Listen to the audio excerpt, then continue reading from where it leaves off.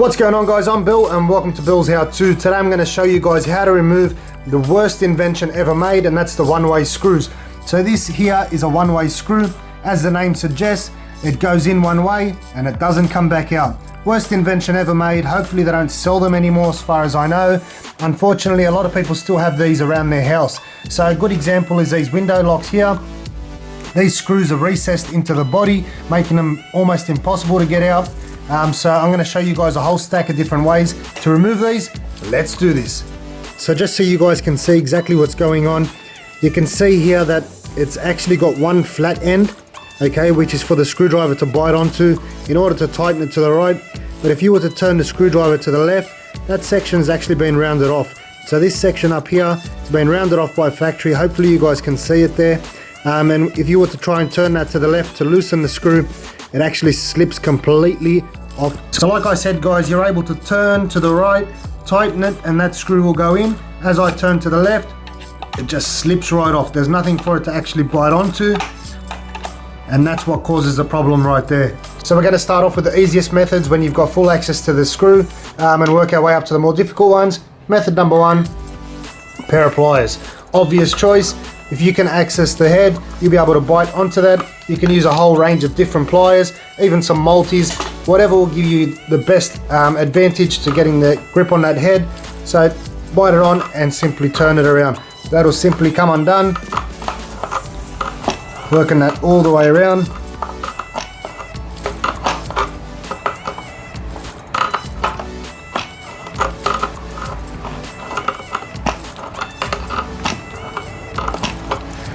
Once you've got it undone far enough, you'll be able to undo that by hand. So the second way to remove it, bit of WD-40 first.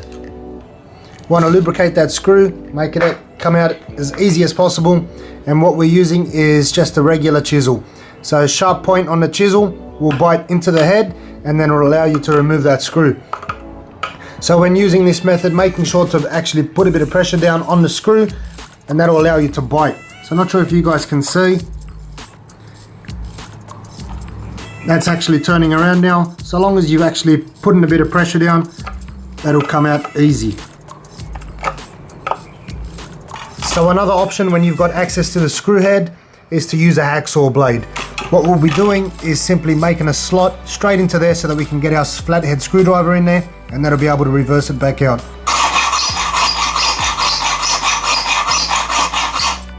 So once you've cut a slot into it, it'll look like this.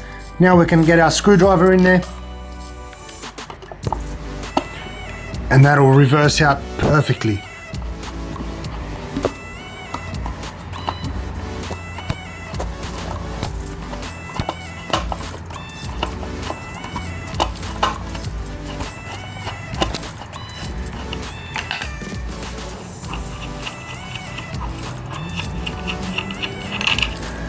Another way to get these screws out is by using a center punch.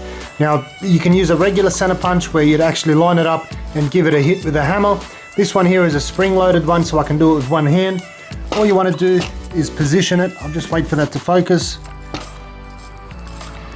So we can see here that's the flat side. This is the rounded side that we need to actually move it across on. So what we'll do is we'll mark up our center punch, put a bit of pressure on there, and you can see there that it just started to move.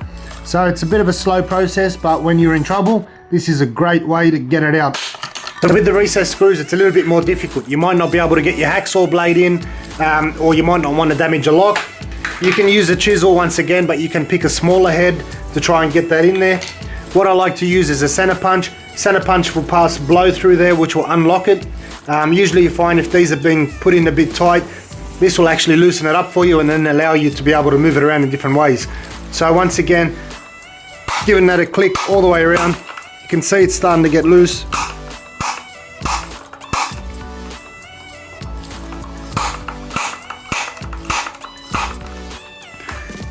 You'll find once your hole's big enough, you'll be able to actually push that around with the center punch itself. And if you keep working at that, you'll be able to pull that section out. What we're using is a screw remover. Okay, a lot of people know these as easy outs. Very handy tool. The only reason why I try and avoid using it on these screws are usually made out of hardened steel, so they're not very good for your drill bits. They wear them out pretty quick.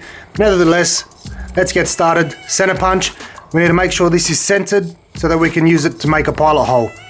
So once again, center punch it and drill it straight through. Get our pilot hole started. Once you've drilled your pilot hole, that's what it looks like. Now obviously this screw remover here is still a bit big, so I'm going to go through it once more.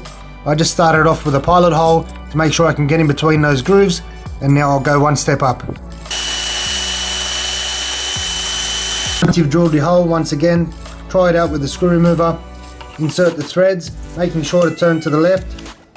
That's the direction of the threads. So that's actually starting to bite now, so we'll be able to get that into the drill and hopefully remove the screw. Making sure your drill's in reverse. You want to put that thread straight into the hole and you want to remove it out slowly.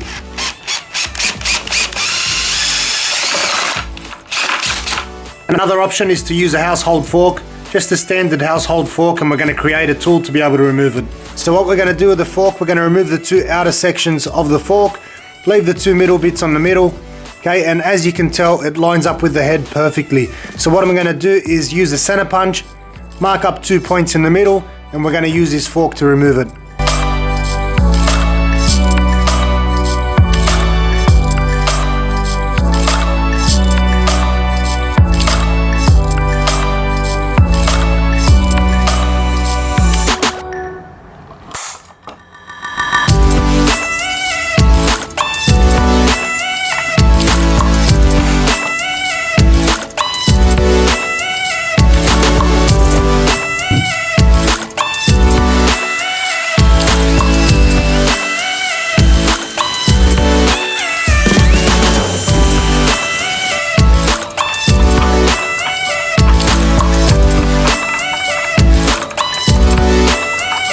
So there you have it, guys. There's a couple ways to remove those one-way screws. Hopefully this video has helped you guys out. If there's anything else you guys want to learn how to do, put it in the comment section below and I'll be happy to show you guys how to do it. As always, like, comment and subscribe. Until next time, I'm Bill. Thanks for watching Billshowto.